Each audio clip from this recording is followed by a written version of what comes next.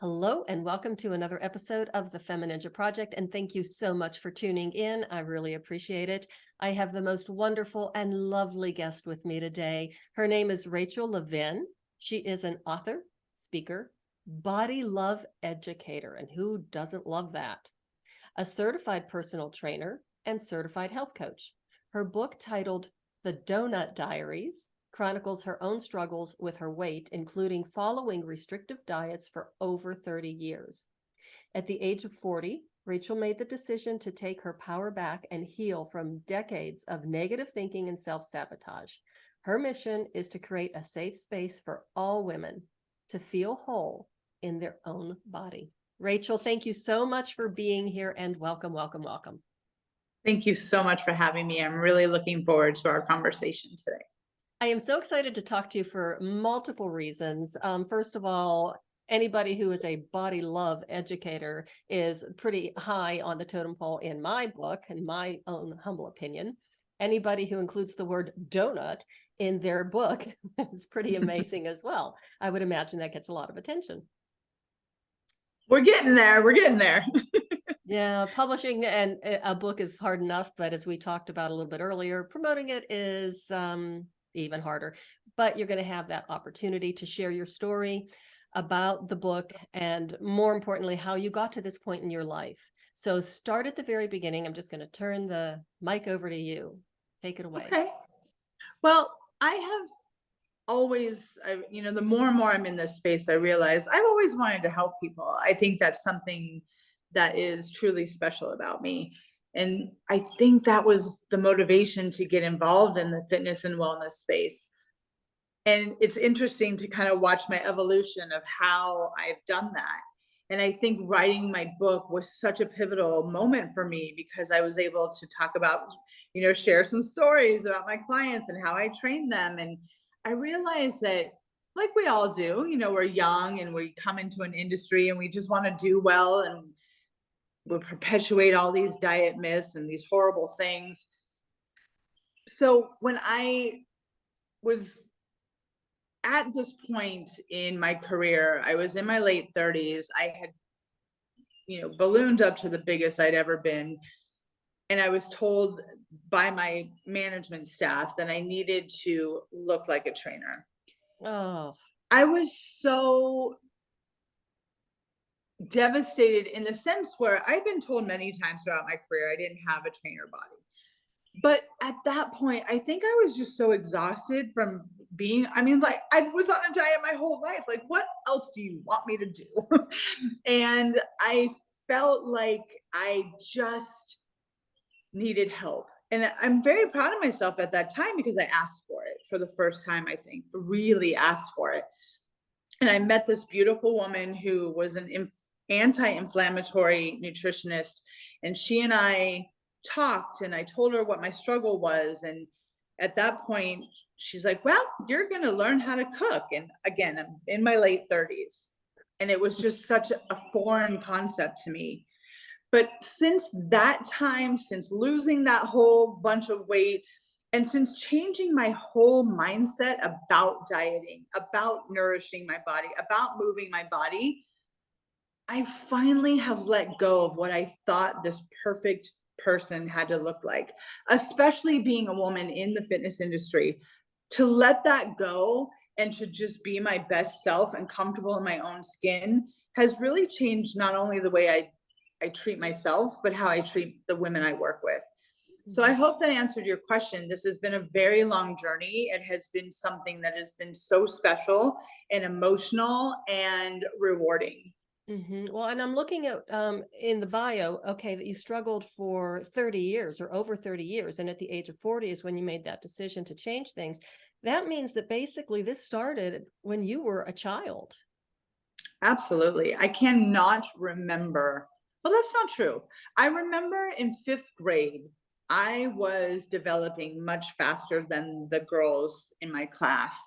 And it was something that was talked about. It's like, oh, Rachel has big boobs, and I got my period early. And it just made me, I think, hyper aware of my body. Mhm. Do I remember the first minute I was on a diet? No, I don't. But I do remember that point in my life being aware that I was different. And I think that was traumatizing at that moment because I carried that throughout my life. Rachel is different. She doesn't look like everybody else. Hmm. And I think I just perpetuated that story in my mind and always felt so closed off, so insecure. Why can't I look like her? Why can't I have a Mm. body that's always going to be perfect? Why can't I? Why can't? And all of that was swirling around in my head. So you can only imagine that that meant that I was always reaching for that goal. So that meant restrictive dieting, using exercise in a way that was not healthy for me. It just was my normal. It just was my normal story for most of my life. Yes. So at that time, I'm just curious, like, did your parents or your mom or anything say, "Oh, Rachel, this is just, this is just the way you are and the way you're built." Was there anybody who was either trying to, dissuade you from having those negative thoughts, or was there anybody who was encouraging you to say, "Yeah, you really are different. Look at those boobs." I wouldn't say it was said to me like that, but there was always a conscious diet culture in my home. My mom always too was on a diet. My mom was always, oh, this, that. Oh. Mhm. And putting those beliefs onto me, we're very we come from a Hispanic background and we're very like petite, and we can gain weight very easily if we're not moving our body. Mhm. And it was never a positive reinforcement thing. It was always reinforce the diet, reinforce let's not eat that, let's go do this. And of course, I know now that that was not an ill intended. My mom was feeling the same way about her own body. Right. Right. Uh, but now that I recognize those behaviors, I also feel, and I'm sorry, I'm jumping ahead, but I also realize how important it is for moms to be able to have that open conversation with their daughters. And that's Mhm. why I work with girls of all ages, because it's never too early to teach them body love. Well, especially in this day and age with social media, it's just absolutely crazy. I mean, just, advertisements and the media itself is just crazy when I look at, what the ultimate body should be. And like you said, in the fitness industry, how difficult it is to walk into a gym. I mean, I would never do that because I'm allergic to running, and the thought of going to a gym makes me break out in hives. But just thinking about it, how hard it is, especially for women of a certain age who want to get into shape. And if they walk into a gym and they see all the photos of these people with the ripped abdominals and the upper body and, the yoga pants, I mean, I'm sure that has dissuaded a lot of women from going to a gym. It has, and it's very sad. And I think that's why illness is still so high in our society, because women and men in bigger bodies are, like you said, feel shame about that. And it's no fault of their own, because the minute they walk through those doors, oh, you must want to lose weight. That must be your goal. So Hmm. I also work with fitness professionals. Like, let's change that antiquated mindset and realize that people come in different shapes, different sizes. They don't have to live on a diet of broccoli and chicken, and Hmm. we can have full lives, and we don't have to look like each other. The Hmm. point is, the goal is to get you to take care of the vessel that you come in, whatever size that is, and treat it the best you can. And I love that there's so many more attachments to longevity. I think Hmm. we've been missing that word for so long, that we're not doing this solely for aesthetics. We're doing this so we don't have to spend our 60s, 70s, 80s in hospital beds and in and out of the hospital and in and out of the doctor's office, because we're taking care of our body now. Hmm. I don't know about you, but I will eat kale every single day, every single meal. If it keeps me out of the hospital and even out of a doctor's office, I really don't care. I'll eat that explicitly.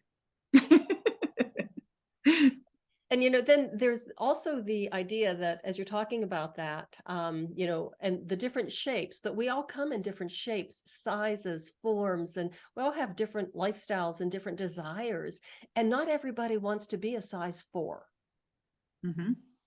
That's And right. take a body that is meant to be more voluptuous and that can be so beautiful and try and squeeze it into a size 4. It's not going to work. Right. Not And if only it does physically work, and mentally, for physical and mental health. well, I also like to point out that our bodies are capable of getting really, really small, and they're capable of getting really, really big. But I think what you're driving home is that we all have a set point of where our bodies are comfortable, and they're actually are able to sustain that weight for long periods of time. And just because I could force, and I love to say the word force, my body to be a size 0, it could not sustain that for very long. I mean, I literally think my size 0 pants lasted about 6 weeks. My And body doesn't want to be that. It just doesn't. well, and then I also worry about what happens, physiologically, especially if a larger body, tries to shrink itself down. What does that do to your bone density? I think about things like that as a PT and the other That's health issues that it has on other organs. It's not about a size or a number. It's about being right. able to be healthy and functional your entire life. Yes. Yes, yes, yes. Okay, so now I want to know, when did the movement component come in? Since you weren't really raised with that, hey, let's all go for a hike, or let's go skiing today, or the swimming pool's down the street. When did that movement component kind of like ring a bell for you? Oh, I'm so sorry if I misled you. No, I was active my whole life. That's Oh, the funny part of this. From the time I can remember, I was in gymnastics, I was an ice skater, I was a swimmer. I moved my whole life, my whole wow. life. Yeah. That is the one thing I am so, and I write about this in my book, how grateful I am that I had parents that just let me try anything and everything when it came to movement. And I will say that I think because of that, at such an early age, movement is instilled in me. And anytime that I ignored it, I was going through a life change. I was going through, things that, instead of running to exercise to help me with the stress and I would take a break from it. And that's, I've always found, when I don't take all of it into consideration, my diet, my movement, that's when my body responds with weight gain and not feeling well and just doing all the things that make me uncomfortable. But when I'm moving and I'm eating foods that nourish me and I'm resting my body, especially as I get older, that's a serious, important component. That's when my body feels like, hey, I got this. I don't need you. I'm doing what I need to do. Go away and just live your life. I'm so glad you said all of that, because of course, I'm all about movement myself. I am a physical therapist who hates exercise and thinks that chocolate is food, because it is. It But is. I hate exercise, but I love to move and I love movement. And that is so important, to be able to find something that really resonates with you, that you're not going to go, oh, God, I got to go to the gym today, or I have to go to this class. But it's like, wow, I get to go to yoga today, or I get to go, to this dance class or whatever. So it's something that really floats your boat and gets you excited, is what you have to find. So I think that also goes with, something you hadn't addressed yet, but you did when we were talking off camera, mindset. Mhm. And mindset is everything. Everything. Yep. So I also really appreciate the fact that you said rest, Mm. because a lot of times we forget, especially if we're wanting to get into shape and we want to get really buff, we forget that our bodies need that downtime to repair itself. Right. I don't think a lot of people are educated in the over exercising part of fitness, that can actually do damage to your body as well. That's when, women who are like, I'm cycling 10 times a day and nothing's happening. Well, it's because you're not allowing your body to recuperate not only the energy you've expended, but the muscle. I don't think people really understand that exercise is actually a stress on your body, which is okay if you're allowing it to rest. So there's muscle tears and muscle breakdown, so they build stronger. And if you don't allow that recovery time, then you're just breaking down, breaking down, breaking down. And even though it's misused so many times and so many people don't know what they're talking about, that's when your burning muscle, not fat, comes in because you're just overexerting your body. Hmm. And again, that goes to, keep going back to the bone loss issue.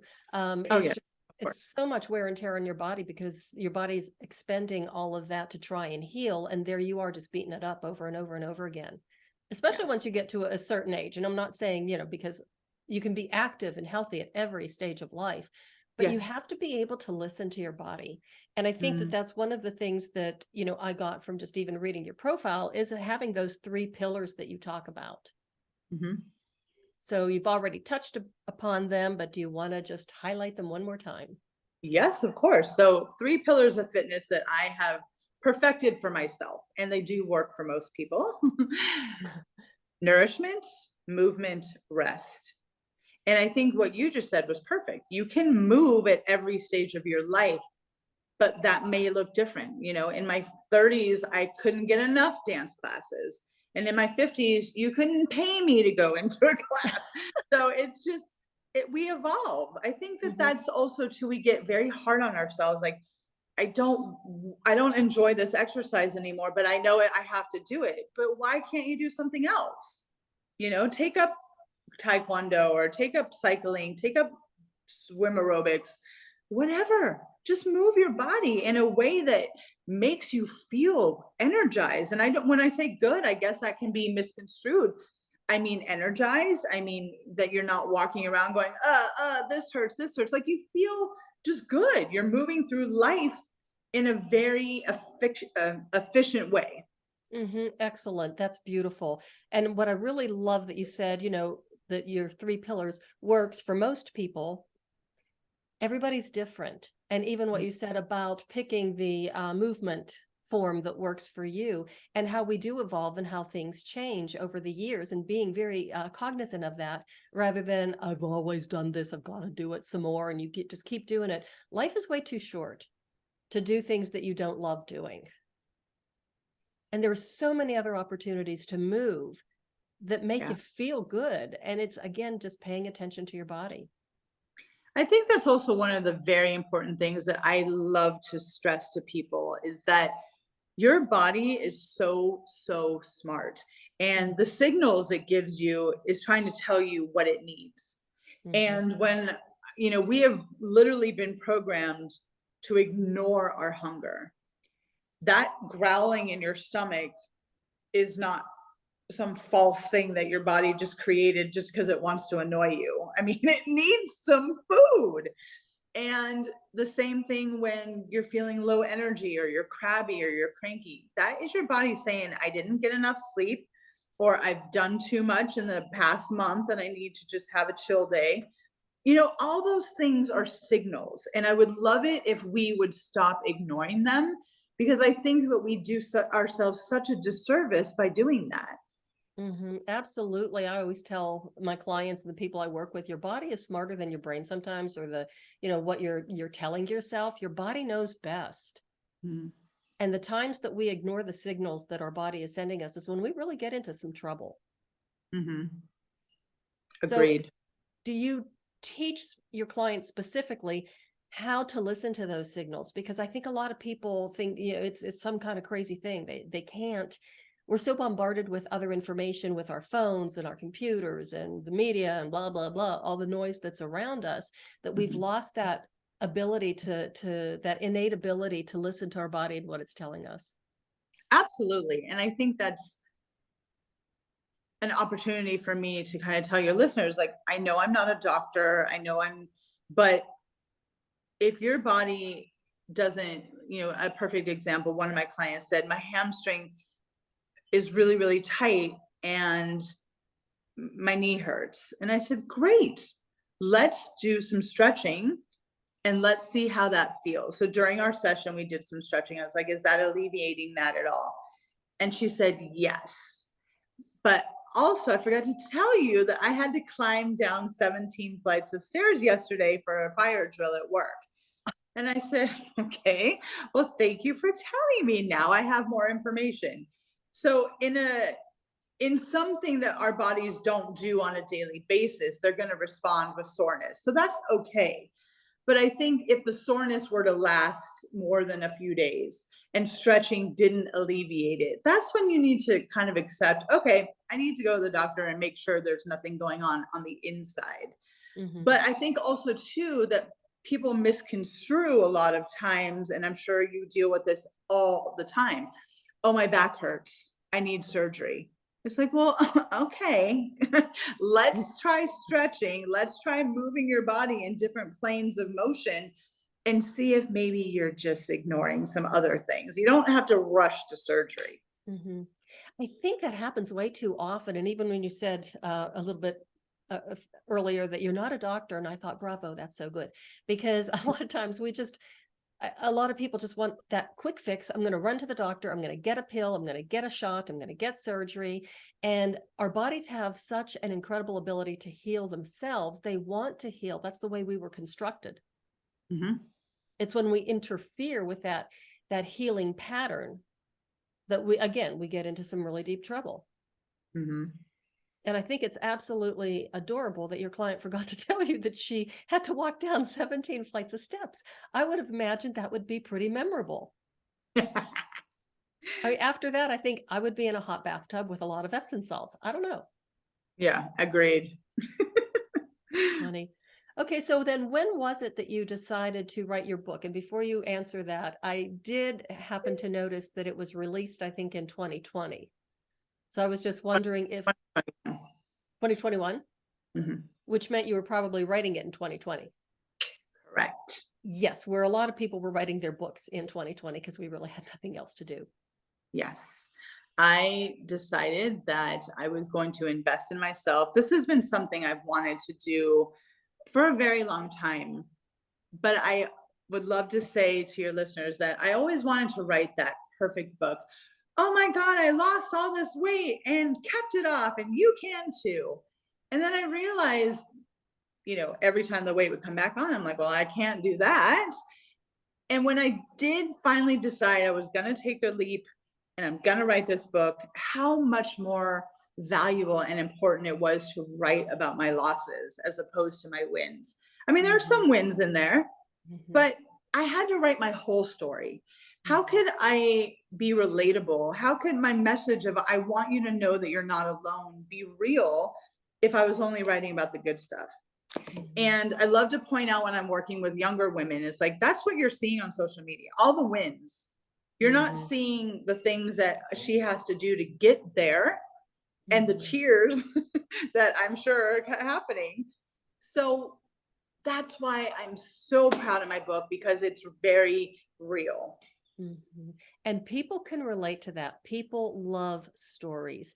And what they don't love is to have an expert standing on a soapbox lecturing down to people, this is what you need to do. And they just don't like that because, Right. we all have our warts and our scars and our, Yeah. things that we don't want to talk about, but we do. When we do, we heal, I think, even better. Just a question for that then, as you were writing this, because it's almost a little bit of a memoir as well as a self-help book. um, did you go on this incredible roller coaster ride as you were writing it? I would say I had really spent a lot of time after my 40th, kind of like epiphany, really digging deep and dealing with my trauma that I think those emotions had healed for the most part. So when I was writing my book, I think my emotional part was when I was done, I read the whole thing one more time, and that's when I got emotional. Like, I did this, Mhm. that's my life in a book. I think I got emotional at that point, but writing the book came surprisingly very easy to me because I think I had spent, the earlier part of the decade really healing from all that trauma. Mhm. So what did it feel like when you held your book for the first time in That your was hands? emotional. I was very proud of myself and I was I mean, can I hold it up real quick? I mean Absolutely. to, So for to those hold people this. who are watching, yeah, look at that. It's beautiful. Yes, And look once at again, I've got to say that I love the way you do that. No, hold it up again. For the audience, I just want to reiterate what the title is: the Doughnut Diaries. I can't see a Oh, here we go. personal. You tell me the subtitle. Of Oh, a course, it's a personal. Go personal ahead. trainer's tale of being every size between 12 through 0. Jeez. Yeah, many times, not just once, many, many, many times. Wow, you must have spent a ton of money on clothes. You don't even know. This last time when I gained the weight back, I said, I'm not doing this. My closet is going to have extra small and extra large, and whatever fits that day, great.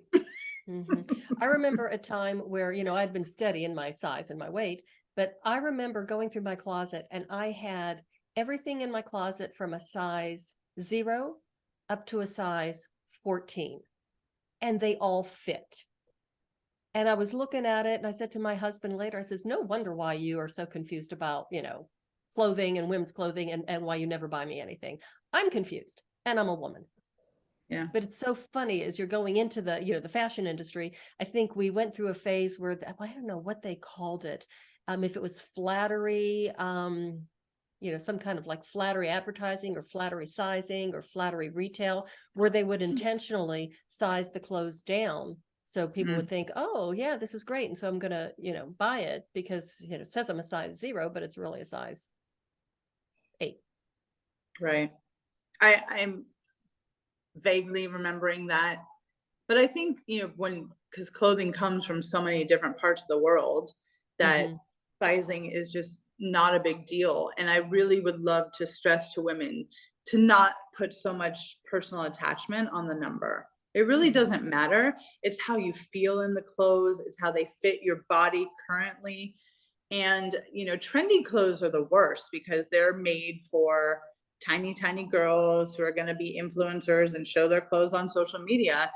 And I can't get on board with that. It's just why clothing is supposed to, what is the expression that's going around? And I think it's very important. Clothing is made to fit your body, not the other way around. Boy, that's good. Mm-hmm. So what are some of the pitfalls that women can avoid as they are going on this journey of, I'm not going to say weight loss, I'm going to say health and fitness? And how do they avoid them? Well, Not go on social media? don't leave your house. Yeah, I just think that you have to want this. You have to want to heal from decades and decades of telling yourself that you're not good enough and that your body is not good enough. If you truly want to be happy, which was my goal, I decided that everything that I believed about myself had to change. But that took active recovery. I mean, at the time, I had a 400 square foot apartment in Manhattan, 400 square feet. I'm going to say that again. And in everything that would stand still was a hot pink post-it. You are enough. Your body is perfect the way it is. You're safe. Whatever I was resonating with at the time was in a place where I would see it and I would say it out loud every day. Because of course, if I'm telling myself completely the opposite for almost 40 years, I couldn't expect my mind and my heart to make that switch. I had to give it time and accept that I wasn't really going to believe those things until I did. For me, that's a very personal and vital place for a woman to start, because I think we are so unkind to ourselves. And then that, of course, invites unkindness into our lives. So before you can change anyone else's opinion about you, you have to change it about yourself. And that is really difficult to do, but you just have to take that one first step. And I love the fact that you talked about writing those affirmations on the pink Post-its. Hot pink. I was going to say, because obviously pink is your color, just like blue is mine. So that's another thing, is you're putting it there. It's very appealing to you. Just the color itself is something that really resonates with you. So it's really important to pick your Post-its well. colors that appeal to you, and to choose your words very carefully. And even Mm. if you don't believe those words at the very beginning, as long as when you write them down, it does activate parts of your brain. And then as you repeatedly say them out loud, you read them, it really changes those neural pathways. And then all of a sudden your life turns around. And as long as you're consistent, it can really happen fairly quickly and painlessly. Yeah, and I also would love to tell your listeners, especially the women out there, please don't be so hard on yourself. It doesn't work the first time or the first 10 times. There are many times in my life where I felt like, okay, I would like to be happy, and I would do things for a few months and then it would just fall to the wayside. So please don't punish yourself on top of everything else. You have to keep trying everything until something sticks, and that's okay. Mhm. Yeah, I always say there's no right or wrong, good or bad, better or worse. There's no failure, only opportunities to learn. So even if you are on a nice trajectory and then you trip up or fall flat on your face, pick yourself up, forgive yourself, don't beat yourself up. It's all part of the learning process, and then continue on. Yes. Very well said. Thank you. Mhm. Okay, so let me see. Where did I want? There was something else. Oh, this happens a lot. I just lose my train of thought. So, 'Cause you're human. yes, I am. Okay, so do you work with women online as well as in person? I do. But in all honesty, Cheryl, I am still figuring out how I want to do that.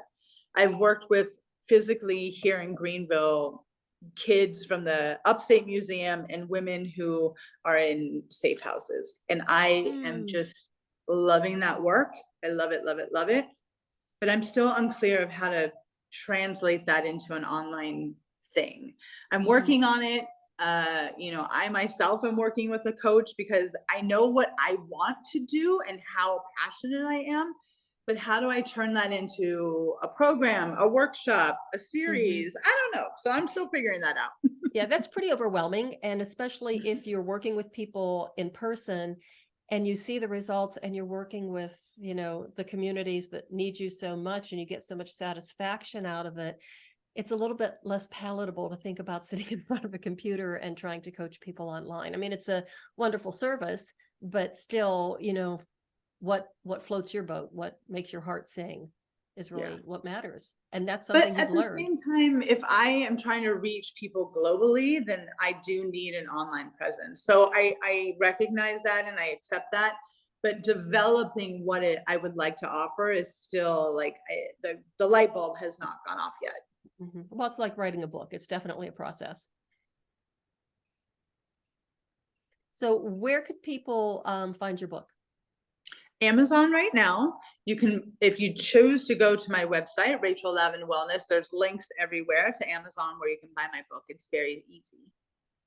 Your website is so appealing. Oh, thank you. And now I understand all the pink. But it's so appealing. It's like, I want to go there because it just draws me in. It's so friendly. Oh, thank you. I love that. Yeah, That's good feedback. it's the friendliest website I've seen in a very long time. And how can people get a hold of you, even if you're not working with people online, but if they have questions, if they would just like a little bit more information of how they could get started, how can people get a hold of you? And of course, tell us the link to your website and any social media where people would be able to connect with you. Of course. And I am always open to having a conversation with anyone about any of these topics. So please do reach out. My information, my phone number, my email is plastered all over my website. Plus I'm on LinkedIn, Facebook, and Instagram, all under the handle Rachel Lavin Wellness. And trust me, you cannot miss me because in every picture, I'm like cheesing it up with my book. So you can't miss me. So please reach out. I love talking to women about this stuff. Well, whoever your photographer is or who you used, the book of you sitting on the floor with the books spread out of like you're wearing a skirt of your books. Of my book. My boyfriend took that picture on my iPhone, believe it or not. You're kidding. No, Well, it's an awesome photo. I really loved it. thank you. Do you have any last things you would like to share with the audience before we sign off? I would. I love giving homework at the end of these because I think it's so important for us as women to start believing that we are enough. So if anything, if you could just write one thing that you love about your body, anything, and put it on whatever color post-it you want, say it out loud to yourself for 1 week, just 1 week, and see what that does to your mind. And I also love to say at the end of these that I hope now you know that you're not alone. Mhm. Powerful stuff. Rachel, thank you so much for being here. Congratulations on the book and good luck promoting it. I know it's going to be a huge success. I think it already is. Well, thank you so much for having me, Cheryl. This has been lovely. Okay, everybody, thank you so much for listening. And remember to go to Rachel's website. Really, it is the friendliest website you will ever see. Very charming and very inviting. And connect with her. Please do not hesitate to contact her if you have any questions and you need a little bit more information. She would be happy to help direct you on your healing journey. And do remember that you are enough and to love your body with all your heart. And that is the way of the FemiNinja.